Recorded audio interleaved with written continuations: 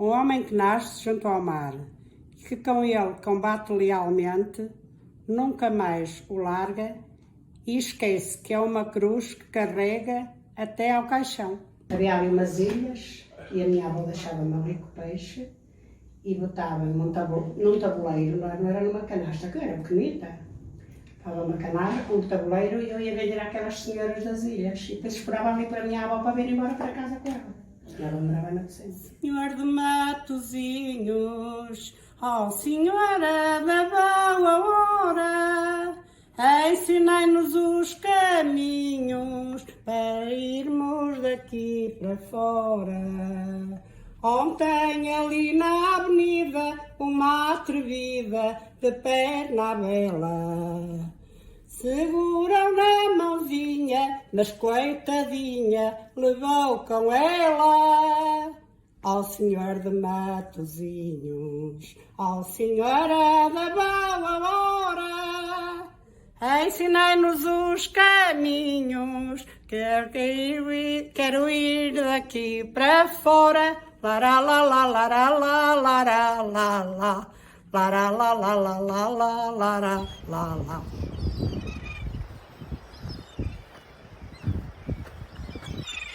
Havia ali umas ilhas e a minha avó deixava-me ali com o peixe e botava-me num tabuleiro, não era numa canastra, que era pequenita.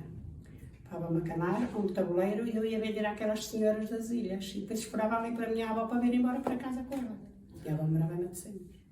Nós íamos a pé.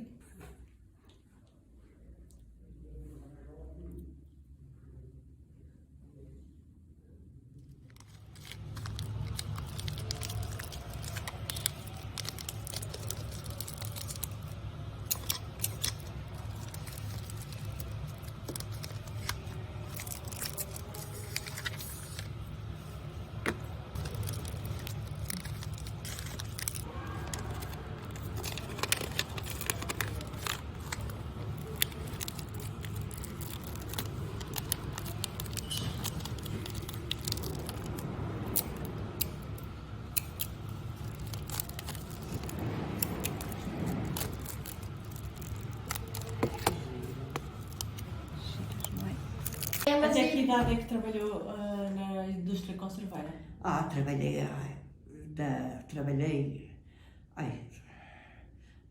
Trabalhei, os meus filhos já andavam na escola, sei lá, Que idade é que 30 e trabalhou? tantos anos. Ok.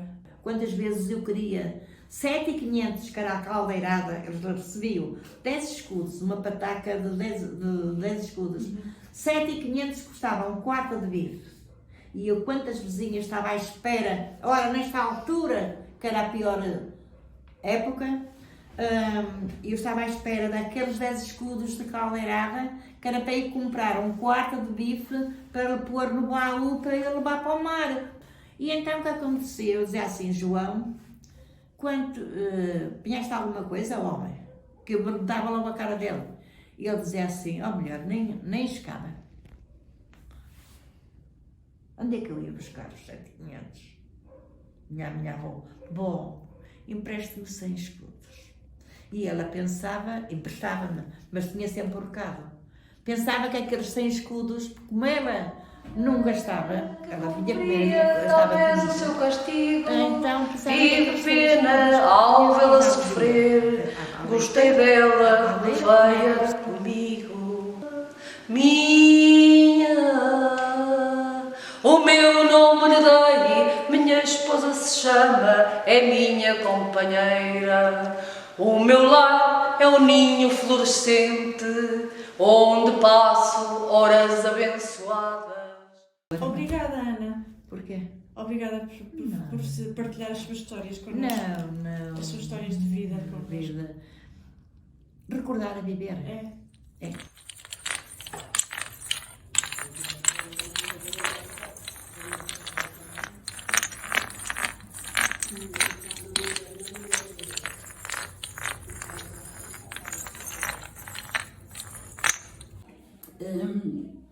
O meu pai era, na verdade, pronto, não é por ser meu pai, mas era uma pessoa um bocado rude, mas ao mesmo tempo também tinha o seu lado de vontade como tudo. hoje amanhã vais comigo para a luta. E eu era muito, pronto, sempre fui muito fazer muitas coisas. Mãe, eu vou. A primeira vez depois habituei-me, acabava sempre ir. Então eu moro ainda numa casa que era da minha mãe, que é aqui nas traseiras daquela igreja, porque tinha aqui a igreja, não é? Sim. Eu moro na rua paralela. E nós descíamos ali pela rua do Ribeirinho, de noite, madrugada, escuro, e passávamos ali na Capela da Senhora da Piedade, que pertence à Quinta do Ribeirinho, que era a Capela da Senhora da Piedade, e então passávamos lá, eu cheio de medo, era noite escura, passava ali na capela. Eu era assim, mãe, tenho medo. Ela com a mão dela, era assim, não tenhas medo, anda para a frente que estás bem gente. A sua mãe reconstruía aquilo que estava estragado. Exatamente, reconstruía as redes. E nessa altura, então, eu gostava, pronto, aquela brincadeira, vamos fazer isso. Não tinha jeito para fazer isso, acabei por fazer exatamente isso, desmalhar a rede com os homens. Oh, Mena, faz uma reza. E a minha mãe, pronto, já sei. Oh, mãe, olha, ela está ali a pedir para você fazer a reza. Então, o que é que era? Nós tínhamos que ir buscar, dizia, vai já ali à mercearia, porque antigamente eram as mercearias ao quilo, não é? 1 quilo de arroz, do melhor, 1 quilo de sal, e vais à farmácia comprar um pouquinho de incenso. Não conhecia? Eu já sei que conhecia, sim. Pronto. E depois misturava aquilo tudo, dava o credo, rezava e pedia e entregava à pessoa para levar para o homem para o mar. E ele chegava lá e espalhava pelas redes todas. Só que é certo é que eles chegavam a uma coisa e espalhavam pelas redes todas aquele sal, aquele arroz e aquele incenso. O que é certo, por sim ou por não, no dia a seguir vinham carregados. Peixe. Por incrível que pareça, o que é certo é que isso acontecia. Outra coisa que, na verdade, a minha mãe me contava muitas vezes é que as mulheres iam às vozes. Não sei se sabe o que isso é. Eu vou-lhe dizer. As vozes eram assim. Nós, quando queríamos saber qualquer coisa e que não desconhecíamos, não temos de maneira que nós vamos fazer hoje em dia. Naquela altura juntavam-se grupos de mulheres. Normalmente era sempre mulheres, que os homens nunca iam muito nessa luta. E sempre à noite, sempre pela noite dentro, iam às vozes. E o que é que elas tinham que fazer? Tinham que sair de casa caladas e chegar a casa caladas. Não podiam falar com ninguém, nem com umas com as outras, tampouco. Só tinham que ouvir. Ouvir o quê? Suponhamos que você levava na sua mente e dizia assim, queria comprar aquela casa, será que eu vou conseguir? E passava uma pessoa a conversar com outra e dizia assim, olha, já comprei a casa. E ela dizia, para mim. Lá na serra, não saias da tua terra para seres americano. Nasci em 1956, na rua Doutor José Ventura, em frente à Igreja do Senhor de Matosinhos. Num condomínio fechado, que é Boas Ilhas de Matosinhos, que era um corredor de casas onde viviam uma série de famílias, onde a minha mãe era a grande matriarca, onde fazia como que a gestão das famílias disfuncionais. A minha mãe sempre primou para que as filhas tivessem um grau de escolaridade. A sua mãe tinha grau de escolaridade? Não, minha mãe era analfabeta. Tinha uma visão interessante, acho que seria uma mulher muito inteligente e com uma vertente quase política. Sem andar na política, mas tinha objetivos muito bem definidos. E como é que ela criou esse estatuto quase de... Porque ela era conselheira de juízo, era conselheira mesmo, era exatamente, porque a minha mãe sempre foi uma pessoa de traçar objetivos. Portanto, a minha mãe tem uma história lindíssima, que dá um romance, que é, jurou à mãe do meu pai que casaria com ele. Agora, há muitas histórias, sei lá, por exemplo, no sítio onde nós morávamos, era uma coisa que mexia connosco. Eu lembro-me de ser pequenina e de mexer, que era, por exemplo, o pai ter ido para o mar e de repente levantar-se uma tempestade. Pois. E era um silêncio sepulcral enquanto o pai não falava na rádio marítima.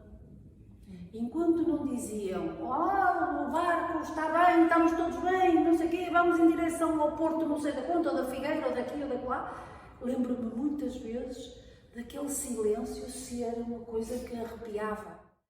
Usei o trabalho da pesca, a não ser ajudar o meu pai Isso, e às 3 ou 4 horas, quando ele ia para o mar, eu ia ajudá-lo, que ele ia sozinho para o mar. Sempre andou sozinho. E eu ia ajudá-lo a levar os trastes e empurrar o barco. E depois, quando ele chegava, eu também ia ajudar a puxar o barco e trazia o peixe para cima, e uma peixeira é que me vendia o peixe. Porque eu não tinha jeito para isso. Puxar ali é tanto. Não. A minha avó trabalhava nas redes, os barcos nas redes, e depois ia para a praia quando chegava o peixe, nas salandras, com os bordões às costas, de lado para lado, de lado para lado. A minha avó teve 3 filhas. Morreu a minha mãe com 22, morreu a filha a seguir com 17, morreu a filha a seguir com 19. A minha história tem muito que contar. Ficou sem ninguém. A única pessoa que ficou foi comigo para contar a história. Ir para a cama sem comer, eu nunca fui. Mas ia muitas vezes. Ia-se buscar 5 tostões de azeitonas, era uma mão cheia. E então ela tinha 3 filhos e eu 4. Ela 5. Ela logo de casa 6. Mas éramos, ou seja, 3, 4, 5. Era aquela mão de azeitonas, meia dúzia de azeitonas cada um, meio quilo de broa, não havia broa assim nas caixas. Era, ao meio-dia ia-se buscar meio quilo de broa, porque não podia-se ter broa em casa, senão não ia. Se a broa tivesse contrapeso, já não aparecia um contrapeso em casa, portanto já comia por o caminho. Era meio quilo de broa de tarde para a nossa merenda, e era meio quilo de broa à noite. À noite havia dias que era a tigela, que antes era tigelas, não era pratos, era tigelas, a sopa, um bocado de pão, uma pinga de vinho. O vinho era de 5 quarteirões. A minha coisa era a fábrica. Tinha a sua liberdade, não é? Cantava, dançava por lá. Cantava, me diga uma coisa dessas. Quem cantava na fábrica? Em que fábrica que trabalhou? Eu trabalhei primeiro no Oceano. No Oceano trabalhei pouco tempo. Ora que se tivesse 16 anos, nessa altura, não tenho bem a certeza. Mas como é que surgiu a oportunidade de trabalhar para a fábrica? Porque vim para a minha avó. Eu na minha avó era uma rainha. A minha avó era uma rainha, não me faltava que comer nem beber, porque ela não tinha mais ninguém. E então, como na minha avó não faltava nada, não trabalhava quase nada, era uma rainha. Tanto é que quando se vinha para a minha avó, depois ia para a pompa, e sempre levava alguma coisinha na saca, e branco, bonita, gorda, pois olha.